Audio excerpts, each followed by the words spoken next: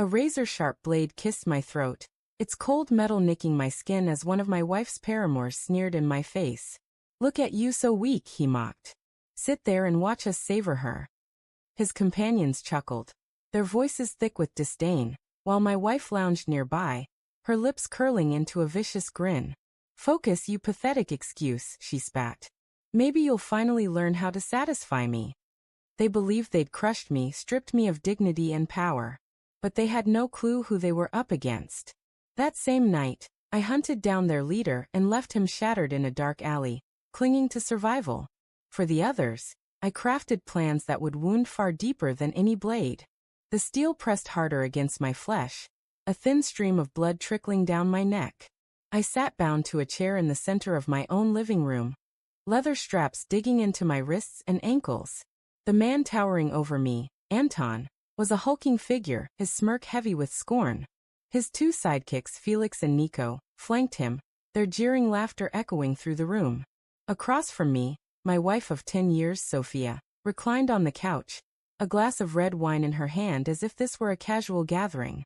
Her tight black dress clung to her form, one stiletto dangling carelessly from her toes. She tilted her head, her eyes sharp and derisive, her smile dripping with malice. "You're nothing anymore," Anton growled, his voice laced with contempt. "Just watch while we claim what's ours." My jaw clenched, fury surging through my veins. Sophia leaned forward, her gaze piercing mine. "Keep your eyes peeled, you useless idiot," she hissed, her words sharp with venom. "Maybe you'll see how a real man handles me." Her taunt seared, each word cutting deeper than the knife at my throat. Their laughter swelled, a symphony of arrogance and dominance. But they couldn't sense the storm brewing within me. They thought this was my downfall. They were mistaken, it was theirs. Sophia and I had once been the couple everyone envied. She was captivating, brilliant, breathtaking, and ambitious. We met at a luxurious hotel in Vienna, where I oversaw operations and she coordinated events. Our chemistry ignited instantly, a blaze of passion and potential. Within a year, we were married, building a life together in Zurich. But cracks formed over time. My demanding career kept me away for long stretches, and Sophia grew restless, craving the adoration I couldn't always provide. She thrived on being the center of attention, and I began to fall short. I noticed subtle changes, secretive phone calls, unexplained evenings out, the way she recoiled from my touch. I told myself it was a phase, that we'd reconnect. But deep down, I knew something was horribly wrong. 3 weeks ago, the truth slammed into me like a runaway train. Sophia's phone buzzed with a notification while she was in the shower. The name Nico flashed on the screen. Guilt tugged at me, but suspicion overpowered it. I unlocked the device and uncovered a web of messages, graphic, intimate, promising clandestine rendezvous and forbidden excitement. Nico wasn't alone. Anton and Felix had their own threads, each more damning than the last. My wife wasn't merely unfaithful.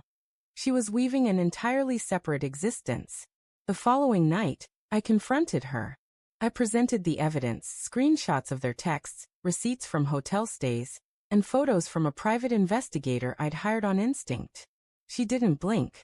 Instead, she laughed, pouring herself a glass of wine with maddening composure. "Playing Detective Marcus?" she taunted. "How pathetic." My voice trembled with a mix of rage and anguish. "How could you betray me like this, Sophia?" I demanded. She shrugged, unruffled. "Because you're boring, Marcus. You're consumed by work and oblivious to me. Anton, Felix, Nico, they make me feel alive." Her words tore through me, but I stood firm. "You're tearing apart everything we've built," I said, my voice cold. "For them? For cheap thrills?" She smirked, her eyes gleaming with defiance. "For pleasure," she replied. "And you'll never have the nerve to stop me." She must have shared our argument with them, because 2 nights later, I came home to find all 3 men in my house. Anton sprawled in my armchair, his boots propped on the coffee table as if he owned the place. Felix and Nico stood nearby, beers in hand, grinning like they belonged there. Sophia sat among them, her laughter sharp and piercing, cutting into me like a jagged blade. Before I could react, Anton rose, his imposing frame blocking the doorway. "Take a seat," he growled, his voice thick with menace. Get out of my house. I shot back, my tone steady despite the tempest inside me. Anton chuckled darkly, pulling a knife from his pocket, its blade gleaming in the dim light. Sit, he repeated, his voice brooking no argument. I hesitated, my blood boiling, but I knew I was outnumbered. Reluctantly, I sank into the chair they forced me toward. Felix tied my wrists and ankles with leather cords, the straps biting into my skin. Anton leaned close, his breath hot and bitter against my face. You're a joke, he sneered. Watch us enjoy her. Sophia's smile was icy, her eyes devoid of regret. Pay attention, she mocked. Maybe you'll learn something. The humiliation was agonizing. Their laughter, their taunts, their smug confidence. It burned into me. But even as I sat there, bound and powerless, my mind raced. I memorized every detail. Their faces, their words, their arrogant gestures. I swore they'd pay for this. Anton was the first to face my wrath. I studied his habits, mapping out his routine. He worked as a bouncer at a high-end nightclub, walking alone to his car in a shadowed alley each night. It was the perfect setting, dark, isolated, quiet. One evening, I trailed him, a baseball bat hidden under my coat. As he reached his car, I stepped from the shadows. Marcus, he scoffed, his voice dripping with amusement. What's this, a tantrum?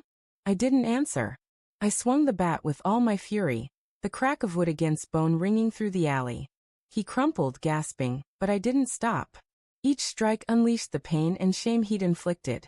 When I was done, he lay broken, barely conscious, blood pooling beneath him. I left him there, knowing he'd live, but he'd never forget. Felix and Nico were next, and their punishments would be far more devastating. I gathered every piece of evidence. Photos, texts, videos from hidden cameras I'd placed in the house. Felix, a married man with 2 children, had built his life on a facade of respectability. Nico, an aspiring artist, had carefully curated his public persona. I dismantled them both. I sent the evidence to Felix's wife, ensuring she saw every sordid detail. She filed for divorce the next day, taking their children and half his wealth. His employer, learning of the scandal, fired him, leaving him penniless and alone. For Nico, I went public. I leaked the evidence to the press, ensuring his name became synonymous with shame. Galleries dropped him, clients abandoned him, and his career turned to ash. As for Sophia, I served her divorce papers and froze our joint accounts, cutting her off from our wealth.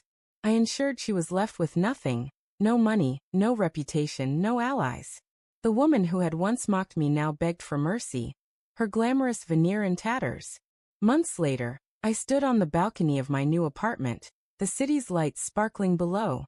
Anton lingered in the hospital, his body marred by scars that would never fade. Felix scraped by with low-wage jobs, his family and status gone. Nico had fled the city, his name a stain in the art world. Sophia was a ghost, her once vibrant life reduced to ruins. Revenge isn't just about destruction. It's about forcing them to live with the consequences of their actions. As I sipped my drink, a truth settled over me. Some betrayals don't break us. They forge us into something stronger. And I had become unbreakable.